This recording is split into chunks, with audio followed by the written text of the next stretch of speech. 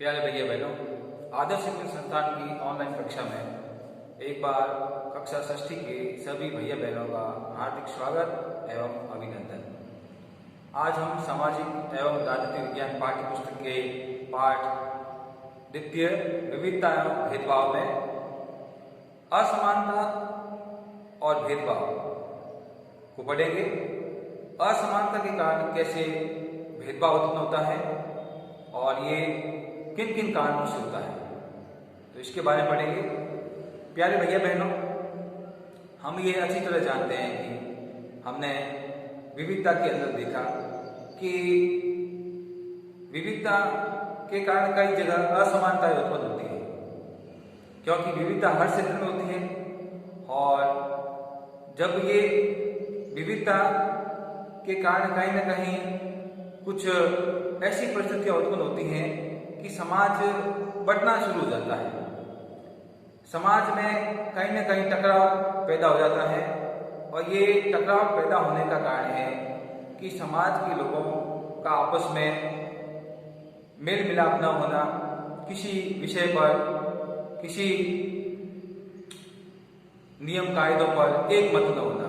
जब ये चीजें होती हैं तो कहीं ना कहीं असमानता एवं भेदभाव उत्पन्न होता है। तो असमानताएं हमें अपने समाज में, अपने देश में कई क्षेत्रों में देखने को मिलती है। आर्थिक स्थिति के आधार पर देखें तो देखते हैं कि जो गरीब और अमीर है, इसके अंदर जो अंतर पाया जाता है, ये भी एक प्रकार से असमानता के उदाहरण है। किसी के पास में धन ज्यादा होना, किसी के पास में पैसे नहीं होना, ये अमीर और गरीब का जो अंतर है, ये भी असमानता का ही कारण है। दूसरा है, धार्मिक आधार पर भी हम असमानता देखते हैं कि कई धर्म एक दूसरे धर्मों से नफरत करते हैं, घृणा के भाव से एक दूसरे धर्म को देखते हैं। तो ये भी एक कारण होता है जिसके कारण असमानता उत्पन्न होती है और उसी से भेदभाव भी होता है। क्षेत्र के आधार पर भी देख सकते हैं कि एक क्षेत्र विशेष के लोग दूसरे क्षेत्र के विशेष के लोगों को पसंद नहीं करते हैं। और जैसे मान लीजिए उत्तर प्रदेश से कुछ लोग काम धंधे के लिए महाराष्ट्र में जाते हैं, तो वहां पर जो मराठा जाति के लोग हैं वो उत्तर प्रदेश के लोगों को वहां पर काम करने से रोकते हैं, उनके साथ में बदसलूकी करते हैं, उनको वहां से भगाने का प्रयास करते हैं। तो ये क्षेत्र के आधार पर भी कहीं ना कहीं हमें असमानताएं या भेदभाव देखने को मिलता है। तो ये सामाजिक स्थिति के आधार पर भी देखते हो कि समाज के अंदर जो हमें हमारी जाति व्यवस्था है या वर्ग व्यवस्था है, उसके आधार पर भी उच्च वर्ग निम्न वर्ग के साथ में कहीं ना कहीं कुछ न कुछ असमानताएं और भेदभाव उत्पन्न करता है। तो ये हमारी जो भारतीय संस्कृति का जो सामाजिक ढांचा है, जो ताना बुना बना हुआ है समाज का, तो ये भी एक प्रकार से असमानता और भेदभाव को उत्पन्न करता है। अब हमें ये असमानताएं कहाँ कहाँ देखने को मिलती है। आप देखते ही हो कि कुछ लोगों को केवल जाति के आधार पर ही उनके साथ में बुरा बर्ताव किया जाता है, उनको मंदिरों में प्रवेश करने नहीं दिया जाता है क्योंकि वो निम्न जाति के होते हैं। उन्हें एक ही हैंडपंप से पानी लेने नहीं दिया जाता है क्योंकि वो अछूत हैं।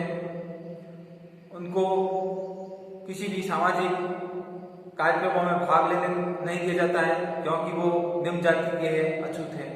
तो ये हमें जाति के आधार पर हमें असमानता और भेदभाव देखने को मिलता है। इसके अलावा हम आर्थिक स्थिति के आधार पर देखें कि जो लोग साधन संपन्न होते हैं तो वे अपने समाज में जो गरीब तबके के लोग होते हैं उनके साथ में हीन भावना के साथ में पेश आते हैं, उनसे नफरत करते हैं, उनके साथ में किसी प्रकार का संबंध नहीं रखते हैं, उनको हर समय नीचा दिखाने का प्रयास करते हैं क्योंकि वे अपने आप को उच्च श्रेणी का मानते हैं, पैसे वाला मानते हैं। तो वे उस गरीब व्यक्ति को किसी प्रकार का सम्मान नहीं देना चाहते। तो ये हम देख सकते हैं कि आर्थिक स्थिति के आधार पर या अमीर गरीब के आधार पर भी इस प्रकार का भेदभाव पाया जाता है। इसके अलावा धार्मिक आधार पर भी देखते हैं कि कहीं ना कहीं क्षेत्रों में धर्म के आधार पर भी भेदभाव होता है। कई क्षेत्रों में हिंदू धर्म के लोग हैं वो मुस्लिम धर्म को अच्छा नहीं मानते हैं, मुस्लिम धर्म की जो मान्यताएं हैं उसको वो अपने अपने धर्म से श्रेष्ठ नहीं मानते हैं। तो इसके आधार पर, धर्म के आधार पर भी एक धर्म दूसरे धर्म के प्रति कुछ नकारात्मक भाव रखता है। इससे असमानता में भेदभाव उत्पन्न होता है। तो कहने का मतलब है कि कुछ चीजें तो हमारे दिमाग में जो पूर्वाग्रह है, रूढ़िबद्ध धारणा है, उसके कारण ही ज्यादातर ये असमानता में भेदभाव उत्पन्न होता है। क्योंकि जब तक समाज में पूर्वाग्रह और रूढ़िबद्ध धारणा रहेगी तब तक समाज के अंदर इस प्रकार की बुराइयों का अंत नहीं होगा। क्योंकि रूढ़िबद्ध धारणाएं होती हैं वो काफी लंबे समय तक चली आ रही होती है।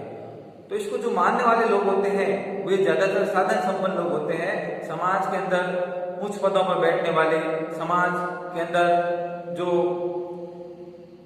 कहते हैं कि संपन्न लोगों की श्रेणी में आते हैं, कुलीन वर्ग के लोग होते हैं, श्रेष्ठ लोग होते हैं, अपने आप को समझते हैं, वे इन परंपराओं को मानते हुए जो समाज के अंदर निम्न वर्ग के लोग हैं उनके ऊपर ये अपना अधिकार जमाते हैं और उन धारणाओं को ये लगातार लंबे समय तक इसको अपनाते हुए उनके साथ में बुरा बर्ताव करते हैं। तो इसको दूर करने का प्रयास डॉक्टर भीमराव अम्बेडकर ने भी किया था, जिन्होंने भारत का संविधान लिखा है। जब वो छोटे थे बचपन के अंदर भी उनके साथ में इसी प्रकार जाति के आधार पर भेदभाव हुआ था।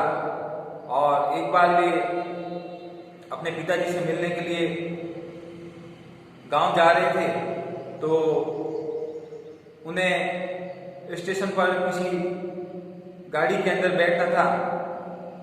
तो वहां पर जितने भी गाड़ी वाले थे उन सभी ने उन्हें मना कर दिया, क्योंकि उससे पहले वे स्टेशन मास्टर से जाके उन्होंने बातचीत की और स्टेशन मास्टर भी उनको पहचान नहीं पाया कि वे कौन सी जाति के हैं। क्योंकि भीमराव अम्बेडकर के पिताजी नौकरी करते थे तो कपड़े वगैरह उनके अच्छे ही पहने हुए थे, लेकिन जब भीमराव अम्बेडकर ने अपनी जाति महाजाति बताया तब स्टेशन मास्टर भी पहुंचा कर रह गया और उनके साथ में किसी प्रकार का सहयोग करने से मना कर दिया। और इस बात की समझ उनको बचपन में भीमराव अम्बेडकर को ही नहीं कि ये हमारी मदद क्यों नहीं कर रहे। तो गाड़ी वाले जितने भी वहां पर थे उन्होंने भी उन्होंने भी भीमराव अम्बेडकर को गाड़ी में बैठाने से मना कर दिया, क्योंकि वो महाजाति के थे। तो इस प्रकार से भीमराव अम्बेडकर को भी बचपन के अंदर जातिगत भेदभाव झेलना पड़ा था और शुरुआत में उनको भी इसकी समझ नहीं थी। लेकिन जब ये बड़े हुए, उन्होंने अच्छी शिक्षा प्राप्त की तो उन्होंने भी इसके खिलाफ लड़ाई लड़ी और जो निम्न जाति के लोग हैं उनको अधिकार दिलाने के लिए संविधान में कुछ प्रावधान उन्होंने रखे और धीरे धीरे अब ये जो जातिगत भेदभाव है वो हमारे देश में कम हो रहा है। आज के अध्याय में इतना ही हम पढ़ेंगे। अगले टॉपिक के अंदर इसी अध्याय से संबंधित कुछ बिंदुओं पर चर्चा करेंगे। तब तक के लिए बहुत बहुत धन्यवाद।